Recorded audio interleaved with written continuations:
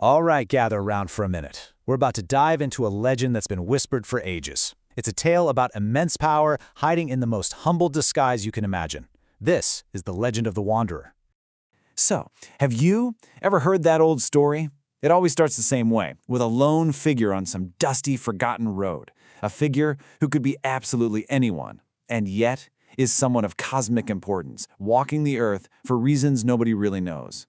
And that right there is the whole heart of this legend.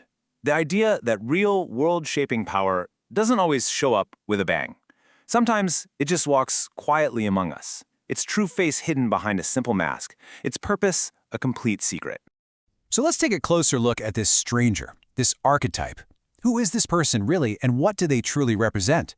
This is where the story starts to get really interesting.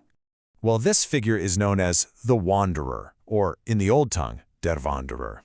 But that's not really a name, it's a title. It's a carefully crafted persona, a role that's been taken on by a being of incredible power, so they can move through our world in total secrecy. See, this disguise isn't just about hiding. It's functional. This identity literally becomes a bridge, allowing a divine being to step right out of the spiritual realms they rule and into the everyday hustle of the mortal world, all without making a single wave. Okay, but how do you hide cosmic power in plain sight? That's not something you can just wish away. You need the perfect disguise, and this one is just iconic. It's a masterpiece made of two simple things, a cloak and a shadow. First up, the hat. And we're not talking about just any hat. It's a wide-brimmed one, clearly weathered by travel. You can almost picture it, can't you? Pulled down low, always casting a deep shadow over the face. That's the first, most crucial part of the illusion. And its job is super specific, to keep his face completely hidden. To shadow the features that might just give away who he really is, keeping his identity safe from any curious mortals he might pass. It's not just a physical thing, it's psychological. It creates an aura of mystery and keeps the world at arm's length. And then there's the cloak. Again, nothing fancy at all. It's described as simple, travel-worn, probably frayed at the edges from thousands of miles on the road. It has the smell of dust and old campfires. It basically screams long journey and humble origins, which, is the perfect camouflage for a king of the gods. But here's the real secret. The thing that's hiding under that simple, tattered piece of cloth. The cloak isn't just hiding a man. It's a veil for a god. It's draped over a form that's crackling with immense power, making something truly extraordinary look completely and deceptively ordinary. And this passage just nails it. These simple, travel-worn garments transform the mighty deity into a humble and unassuming traveler. It's an incredible transformation, right? Turning a cosmic being into just another face you'd pass in the crowd and forget about instantly. Okay, so the disguise, it's perfect. But the question is, why? Why is he even here? What's the mission of a divine being walking our roads? This is where the legend gets really deep. It's all about a test. His purpose is kind of threefold. First, he's here to observe, to just quietly watch the way we live our lives. Second, he wants to see the world as it really is, without his divine presence making everyone act differently. And third, and this is the big one, he's here to actively test the character of the humans he meets.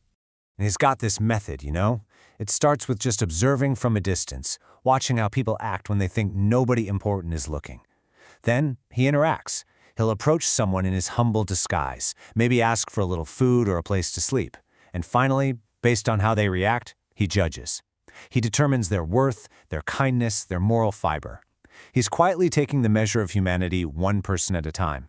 So we've seen the masterful disguise, and we understand the serious mission, but the question we've all been waiting for is, who is the Wanderer? It's time to finally pull back the cloak and reveal the god behind the mask.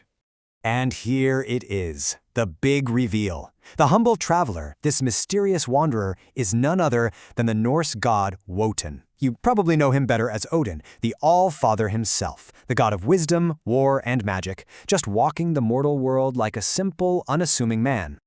Just think about what that means. This disguise lets him become the ultimate shaper of destiny, guiding human affairs without ever showing his hand.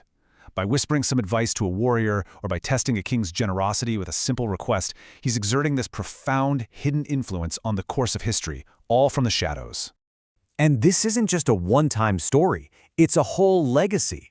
The Wanderer's influence isn't about one big flashy moment. It's about 1,000 tiny, unseen actions that ripple out through time.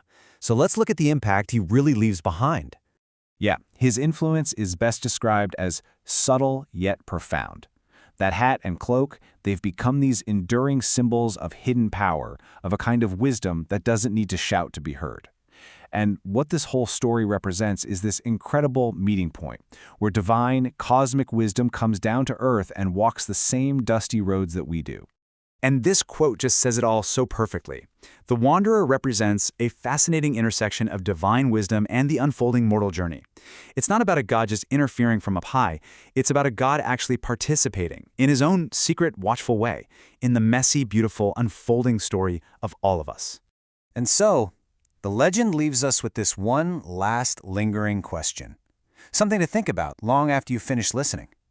If a travel-worn stranger, face hidden by shadows, showed up at your door tonight asking for help, how would you treat them? And in that quiet, simple moment, how would you be judged?